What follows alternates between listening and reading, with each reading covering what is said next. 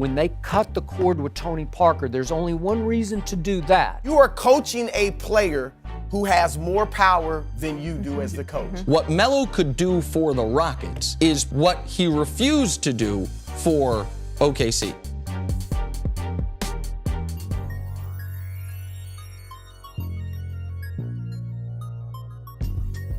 It's great that Tony Parker bought in. It's great that Manu bought in. But you can't expect every young player in the NBA, especially Kawhi Leonard, who is the youngest MVP of a finals ever, 22 years old. All Kawhi Leonard's done his whole life is had doubters and prove him wrong. Kawhi, not LeBron. Kawhi, not MJ. Kawhi, not Magic. Kawhi, not Bird. Youngest finals MVP ever. And all Pop wants to tell you is, get over yourself.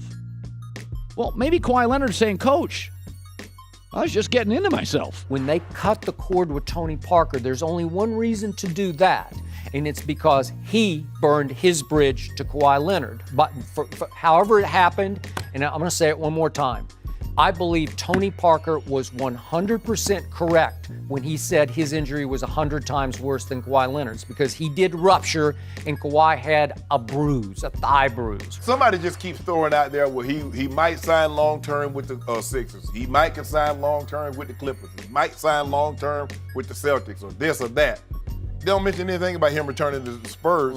But what if the Spurs are clearing the deck because all these guys, the Klay Thompson, the Kevin Durant, all these guys are going to be available next year. Kawhi's not trying to join some super basketball team. He's not trying to join some organization. He's just trying to go to Los Angeles.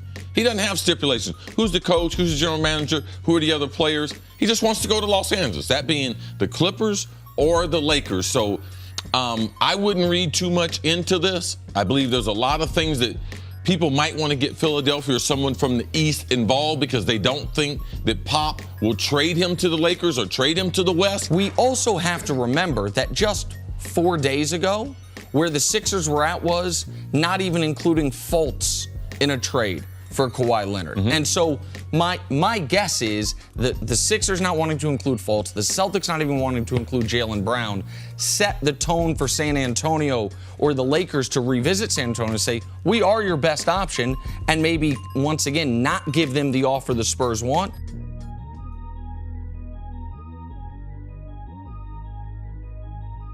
If I'm Luke Walton, I don't love it that I'm not invited to that initial recruitment meeting, that pitch meeting. And number two, I am stunned and disappointed in Luke Walton that it appears he's desperately calling around the league seeking advice on how to deal with LeBron James. I thought Luke was more of his own man. In one hand, coaching LeBron can be easy because you know what, Skip? He'll always show up. He'll always be prepared. You know he'll put the time in. That's you true. know he'll give you the maximum effort. I give you you're that. You're never going to have to get that call saying LeBron is out this time of night, LeBron is doing that. When you have him, it's championships or bust. And everybody can't coach under that kind of scrutiny and stress. Everybody can't play under that type of scrutiny and stress. And so when you factor all that in, that he's on your team, he's a dominating presence, it's going to be tough. I think it's a great idea for Luke because coaching LeBron James is going to be unlike anything he's ever experienced as a coach. Obviously, with the Lakers, there's a bunch of young kids. When he had Golden State, nobody there wielded the power of LeBron James and even had his personality. With dealing with LeBron James, you are coaching a player who has more power within the organization than you do as the coach. Luke Walton can earn LeBron's trust, but you got to earn it. It's not going to be given. And this is a tough guy. There's no question LeBron knows more of a basketball than Luke Walton. There's no question whatsoever. So he's going to have to go in there like Spoelstra did and prove to him he's going to help him out as a coach. There's a lot of personalities to deal with for Luke Walton, but more than anything, I think it's the savvy, the cerebral way that both LeBron and Rajon Rondo look at the game, think about the game, and they will not for a second hesitate to challenge Luke with what his game plan is, schematically what's happening, how he is handling the game. So I think that will be a tremendous challenge for Luke Walton, who hasn't had that type of pressure to win yet.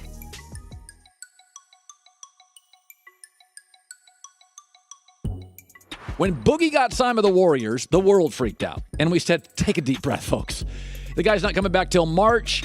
Who knows how long he'll play? The Pelicans got better when he left. My theory is Steve Kerr saw how much Houston, PJ Tucker pushed him around and thought, you know what? We can be way too finesse. We need an edge in this locker room beyond Draymond. There's an old NBA theory that I'm pretty sure Steve Kerr knows all too well, because I think it started in San Antonio, and it's called the one knucklehead theory. And that theory goes that you can have one knucklehead on a basketball team, a pro basketball team, but you can't have two, because two will tear you all apart. Boogie knows going to Golden State, they're not depending on him to win. They won without him. They'll win again without him. Plus, he's on a one-year prove-it deal. Not only a prove-it deal to say, I'm healthy, guys, I'm 25-13 again, but also, I'm not that guy in the locker room anymore. When you play with great players, it's just so easy. People say, you know something, this game's so much easier. No, it's not. Because there's less shots, there's less glory to be spread around, and that stat sheet at the end of the day, when they look at that, which all the players do, he's going to have a problem justifying his decision, because they are the huge favorites to be able to win. Boogie signed with the Warriors knowing who's on the roster, knowing they're back-to-back champions, knowing he's coming off an injury. Also knowing, I would imagine from his representation, that DeMarcus, it is not about your points and rebounds and assists this year. It's about how healthy you are at the end of the year, and are there reports that you are bad for the locker room?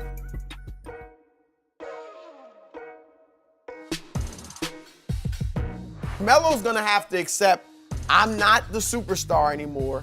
I'm gonna have to be a role player, maybe even come off the bench, or he's gonna go out like Allen Iverson.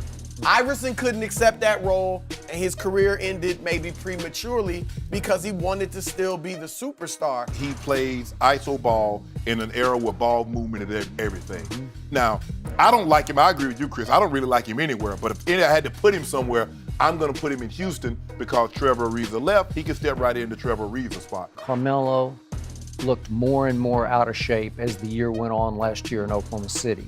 And I thought they could utilize him as that spot-up shooter, and in the end, he can't even do that, to Chris's point, because you can't have him on the other end of the floor because he guards nobody. And even Oklahoma City finally said, and that was a ton of money, they just said, we're going to eat this. LeBron and Chris Paul have had numerous opportunities to play with him and have done a hard pass on all of them. Here's the latest story. Carmelo Anthony rumors. Chris Paul's urging the Rockets to acquire him. You think maybe the agent's leading that story? Because Chris Paul's had opportunities to play with him, and LeBron's had opportunities to play with him, and D-Wade's had opportunities to play with him, and they haven't. What Melo could do for the Rockets is what he refused to do for OKC, which is provide bench scoring.